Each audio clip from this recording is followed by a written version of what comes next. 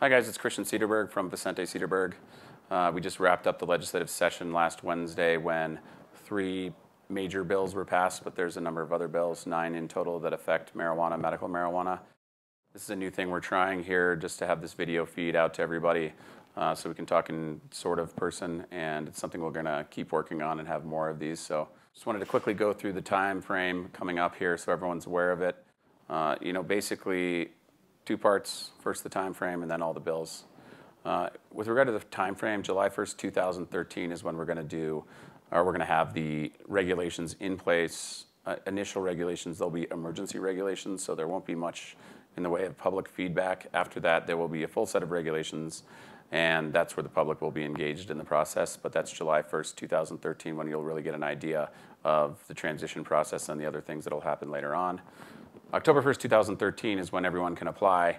The local governments have to designate their local licensing authority or opt out by that point. We do have a team working on that. Josh Kaplan, our office, is heading that team up. And we got a bunch of good people working on it. So Josh will talk more about that tomorrow at our seminar.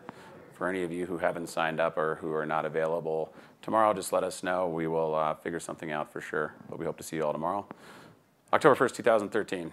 Locals have their system in place or have opted out, and that's when medical marijuana businesses that have licenses or were applied for licenses at a period in time, December 10th, something we can talk more about as well, but at that point, everyone can apply for opening their store on January 1, 2014.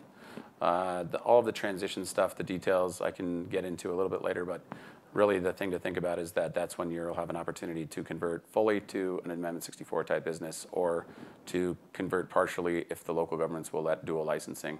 Again, something that the details we'll talk about at our seminar. We can talk in person. November 5th, 2013 is a big day. That's when the election on the taxes, up to 15% excise, up to 15% sales. The excise will start at 15%. The sales tax will start at 10%. And of that, 1.5% of the sales tax will be shared back to the local government where the retail sale occurred. So it's a big day. We're going to be working on that campaign in some capacity, trying to help that get passed. It's absolutely critical that we have the money to enforce this program to keep moving forward with the federal government and their approach thus far. January 2014, that's when all the stores will be able to open that applied. It will also be the time when a new entrant into this business can file what's called a notice of intent to apply so that they can then actually apply July 2014 and open their doors on October 1st, 2014.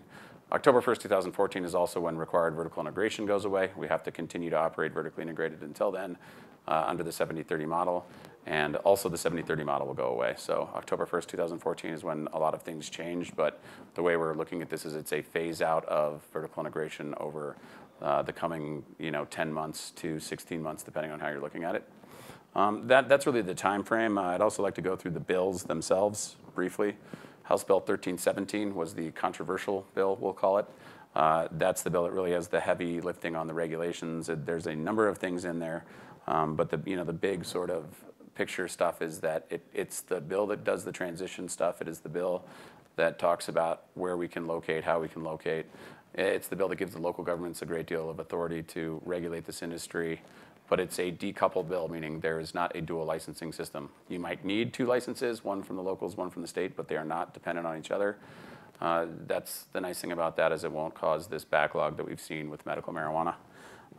Senate Bill 283 was the consensus regulatory bill. It includes a number of other things that are sort of, packaging requirements, labeling requirements, things like that.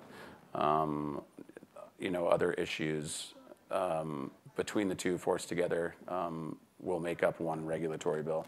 The other big one is 1318, which I mentioned. That's the tax bill that will be voted on. It has to pass in November of this year, or else the tax bill will go away. We will talk more about why we think that tax bill is important and why we think that it will pass, and why it's important for the industry to really strongly consider supporting the taxes as they're written. Again, that's a 15% excise tax and up to 15% sales tax starting at 10%, with 1.5% being given to local governments. So the local governments, it's important to know, can also put their own taxes on, but the share back of 1.5% is what's going to limit the likelihood of that happening really in a broad way. But all those details will be local government considerations that Josh can talk about. Senate Bill 250 exempts from the criminal code all of the behavior that's authorized under Amendment 64. Many of the things that were dealt with in the task force had to be put into the CCJJ, which means a lot of the criminal law changes we won't see this time. We'll see it next year at the legislature, where we still have a lot of work to do. House Bill 1238 is the decoupling and drug treatment bill. It basically decouples the state and local licensing for medical marijuana businesses. So it's going to look a lot like the adult use market, but it's a good thing. It's definitely a good thing for what we're doing. HB 131061 is the responsible vendor bill. It creates a system similar to alcohol where we can have mitigating factors if you get all your employees to run through this class. It's, in the first 90 days. That's how it works. The details of that are less important, but it's a good program. 131042 is the state 280E deductions, and that's a really big one. Still, everyone knows the federal law hasn't changed, and we have 280E problems. There's been a double whammy because our state taxes also incorporate those same problems from the federal taxable income. So that's another really good bill. House Bill 1325 is the DUID bill, 5 nanograms permissible inference. Very controversial part of this. It was stripped out of the regulatory bill and put into its own bill. But there is now a DUID law on the books that has a 5 nanogram permissible inference. A lot of people looking at this and trying to figure out what it means. We'll discuss it more, but it's important for people to know that it's there. The last one is 278, which is a child endangerment bill that was initially, fundamentally going to limit the rights of people by taking kids and potentially taking kids if there was marijuana use, regardless of whether or not it met the requirements of Amendment 64. Fortunately, that's been turned into a study, but there's a lot of work to be done at CCJJ on that one as well. All in all, I would say the regulatory bills and the tax bills are good bills. They fixed a lot of the problems with the medical marijuana bill, and they create a real robust and responsible set of rules. It's not perfect, never is, and it was the product of compromise and other things, but at the end of the day, I think this is a really good bill, and I think it's going to help people be successful. As far as the other bills are concerned, I would say most of them are good bills as well, but there will be a lot more to come.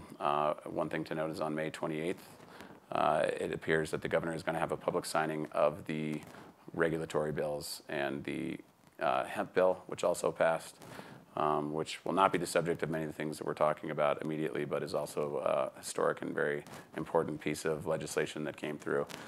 So the governor will be signing those on May 28th in a public meeting. All right, thanks everyone for watching. This is our first one, but we'll have more of these if people like them and think they're helpful. Otherwise, I hope to see you all soon. Thanks.